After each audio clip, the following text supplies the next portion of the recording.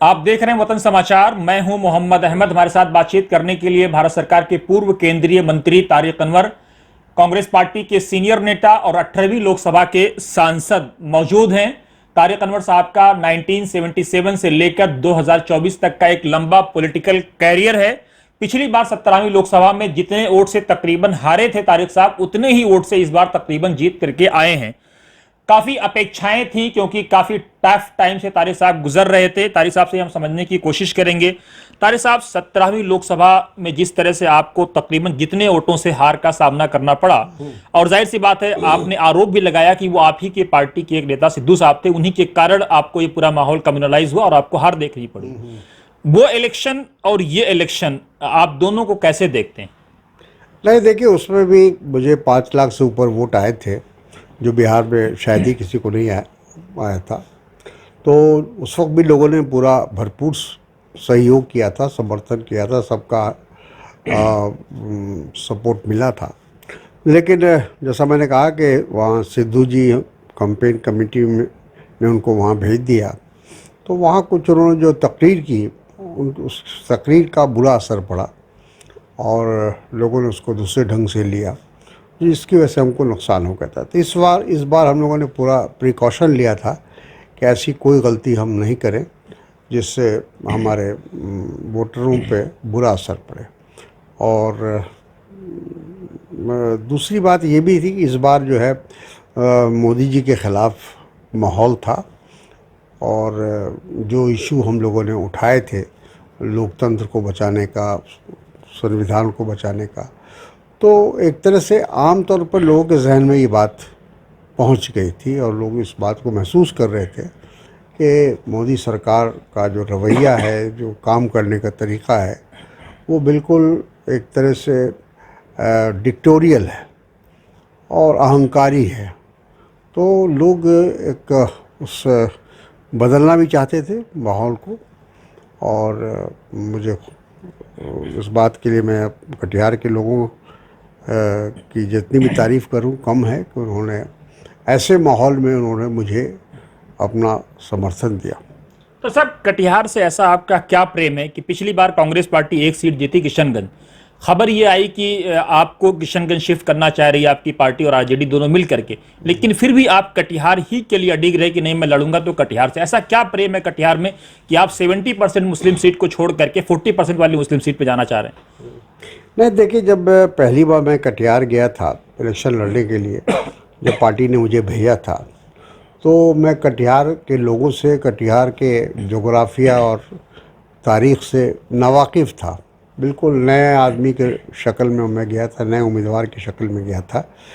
लेकिन वहाँ जाने के बाद जिस तरह से लोगों ने मुझे अपनाया, तो मैंने उसी वक्त ये तय कर लिया कि मैं चुनाव हारूं या जीतूं, मेरी कर्म भूमि यही रहेगी और इस कटिहार को मैं छोड़कर नहीं जाऊंगा। तो ये जो चुनाव मेरा था, ये 13वां चुनाव था, इसमें हारे भी और जीते भी।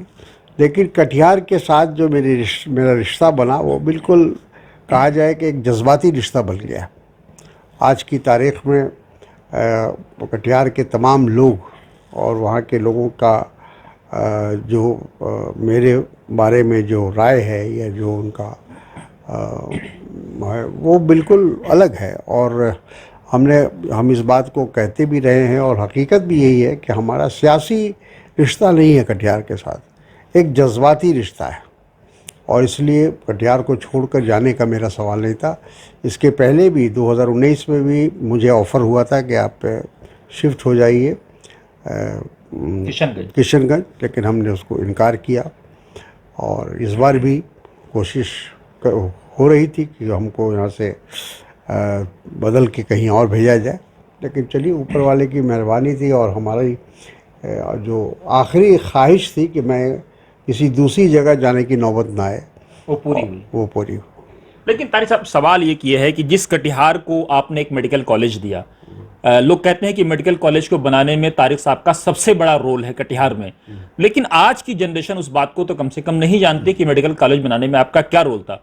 उसी कटिहार मेडिकल कॉलेज के मालिक ने, आप ये आरोप है उन पर कि उन्होंने आपके खिलाफ माहौल बनाने में कोई कसर नहीं छोड़ी। देखिए, ये वक्त की बात है। उस वक्त जब उन्होंने ये प्रपोज़ल लेकर वो मेरे पास आए थे, कि हम एक मेडिकल कॉलेज खोलना चाहते हैं, और उन्होंने ये कहा कि आपके नाम से खोलना चाहते हैं। तो मैंने कहा कि नहीं, इसकी कोई ज़रूरत नहीं है, आप कटिहार मेडिकल कॉलेज खोलिए और कटिहार में खोलिए। वो चाहते थे दरभंगा के इलाके में कहीं खोलना। तो पहले तो वो थोड़ा घबराए, लेकिन हमने कहा कि आपको हर तरह का सपोर्ट हम लोग देंगे, और आप कटिहार के मेडिकल कॉलेज के नाम से ही इसकी बुनियाद रखिए। और मेरा मकसद यही था कि एक मेडिकल कॉलेज कटिहार में खुल जाए, वहाँ के लोगों को सुविधा मिले, उनको इलाज की सहूलियतें मिलें। तो इसलिए मेरी ख्वाहिश थी, वो मेरी ख्वाहिश पूरी हो गई। लेकिन होता है सब वक्त के साथ उनका सियासी हाँ झुकाव भी कहिए, या उनको हाँ दिलचस्पी उनकी बढ़ी, और उनको लगा कि हम भी जो है चुनाव जीत सकते हैं या चुनाव में आ सकते हैं।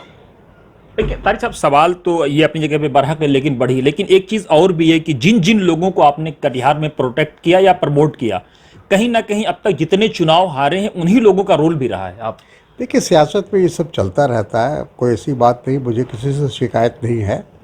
और मैंने कोशिश ज़रूर की कि मैं सब लोगों को साथ लेकर चलूं, लेकिन हो सकता है कि किसी के दिल में कोई हमारे प्रति या पार्टी के प्रति कोई ऐसा शिकायत हो या कुछ वजह हो जिसकी वजह से उन्होंने मेरा साथ नहीं दिया हो। लेकिन मुझे किसी से कोई शिकवा नहीं है, किसी से कोई गिला नहीं है। अच्छा, जब काउंटिंग चल रही थी तारिक साहब, तो आप शुरू में तकरीबन 4 बजे तक पीछे चल रहे थे, और उसके बाद आप आगे हुए, फिर 500 वोटों से पीछे हुए। उसके बाद जो आपने लीड ली वो बढ़ती चली गई और 50,000 के आसपास के मार्जिन से आप जीत गए। तो उस वक्त आपको कैसा महसूस हो रहा था कि कहीं ऐसा ना हो कि ये चुनाव भी मैं हार जाऊं? नहीं, लग रहा था, लेकिन हमको इस बात का पूरा यकीन था कि आने वाले वक्त में या राउंड में जैसा राउंड बढ़ता जाएगा तो हमारी लीड बढ़ेगी और हमारे समर्थन में लोग वोट करेंगे। ऐसा मुझे विश्वास था, यकीन था। तारिक साहब, लेकिन अब आप दिल्ली पहुंचे हैं, कटिहार के लोगों को आपसे बड़ी अपेक्षाएं होंगी।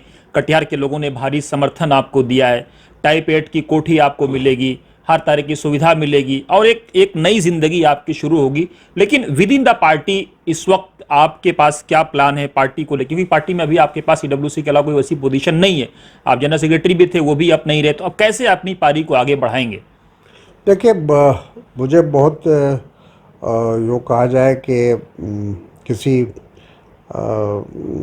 ओहदे की कोई तलाश नहीं है या एक ख्वाहिश नहीं है, क्योंकि अब तक जो मेरा पॉलिटिकल करियर रहा है उसमें कांग्रेस प्रेसिडेंट का पद छोड़ के हम सारे पदों पर रह चुके, खिदमत कर चुके हैं। इसलिए किसी पद की मेरी ख्वाहिश उस तरह से नहीं है।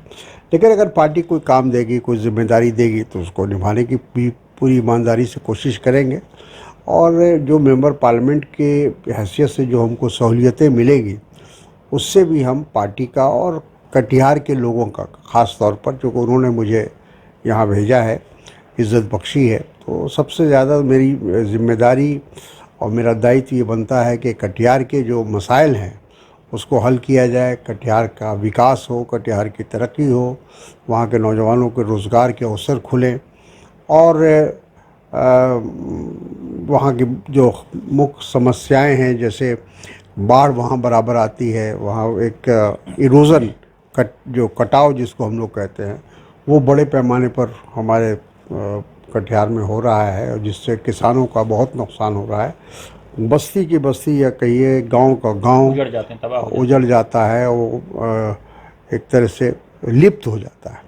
तो उन सब चीज़ों का हम कोशिश करेंगे। हालांकि हमारी सरकार नहीं बन पाई, हम लोग उम्मीद में थे कि हमारी सरकार बनेगी तो ज़्यादा आसानी के साथ हम इन कामों को अंजाम देंगे। लेकिन तारिक साहब, एक बड़ा तल्ख सवाल है, जब आप जनरल सेक्रेटरी से आप हटाए गए तो लोगों में एक आवाज़ उठी कि एक दरवाज़ा ऐसा था जहां जाकर के वर्कर रो लेते थे। कांग्रेस पार्टी में 24/7 ओपन रहता था, जब तारिक साहब से कोई भी आदमी इजी टू एक्सेस मिलने के लिए था।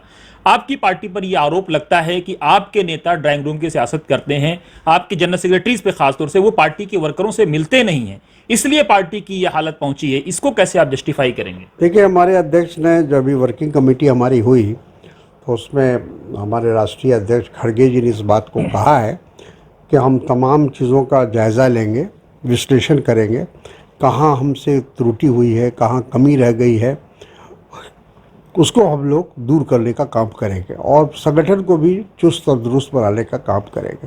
तो मेरा ख्याल है कि ये इलेक्शन का जो परिणाम आया है या जो उसका रिज़ल्ट आया है, उसको ज़रूर उसको ध्यान में रखकर आगे हम उसको पार्टी के अंदर जो कमियां हैं उसको दूर करने का काम करेंगे। बिहार के नतीजे आपकी अपेक्षाओं के खिलाफ लगता है, आपकी अपेक्षाओं के मुताबिक लगता है रहे, जबकि यूपी में बिल्कुल विपरीत नतीजे आए? बिल्कुल सही। हम लोग अपेक्षा कर रहे थे कि हम लोग को 15 से 20 सीट आएगी हमारे गठबंधन को, इंडिया गठबंधन, लेकिन वो नहीं हो सका। वहाँ भी अलग से हमको लगता है कि राज्य स्तर पर विश्लेषण करने की आवश्यकता है जो हमारा गठबंधन है, और हम लोग करेंगे। हम लोग देखेंगे कि किस वजह से, कौन सा ऐसा कारण रहा जिसकी वजह से हमें जो हमारा लक्ष्य था उस वहाँ तक हम नहीं पहुँच पाए। पप्पू यादव आपकी पार्टी के नेता हैं, बयान उन्होंने दिया है कि हमारा अगर चले और हम अगर पार्टी नेतृत्व तक अपनी बात पहुंचा पाएं तो हम चाहेंगे कि पार्टी नेतृत्व अब बिहार में इकला चलो की राह पर चले तो पार्टी महफूज होगी। देखिए, वो उनकी अपनी राय हो सकती है और वो भी वो पार्टी उन्होंने मतलब वो इंडिपेंडेंट जीत कर आए हैं, तो अपनी बात कहने के लिए वो स्वतंत्र है। लेकिन जो भी फैसला होगा, जो भी निर्णय होगा इस तरह का कि आगे हम भविष्य में हमारा गठबंधन में हम रहेंगे या गठबंधन से बाहर होंगे, ये हमारा आला कमान जो है या नेशनल नेतृत्व, राष्ट्रीय नेतृत्व उसका फैसला करेगा। एक चीज तारिक साहब और है कि इस वक्त जो केंद्र सरकार है वो कमजोर सरकार है और माना जाता है कि कमजोर सरकार गरीबों के लिए बहुत अच्छी होती है और उसकी एक चाबी बिहार के पास भी है, दूसरी चाबी अमरावती में है। तो बिहार के लोगों को इसका कैसे ज्यादा से ज्यादा फायदा हो, इसकी कैसे आप कोशिश करेंगे नीतीश कुमार के साथ समन्वय बनाने की या कुछ और करने की? देखिए, अब ये तो नीतीश कुमार जी पर निर्भर करता है। मौका अच्छा है जिसको हम कह सकते हैं कि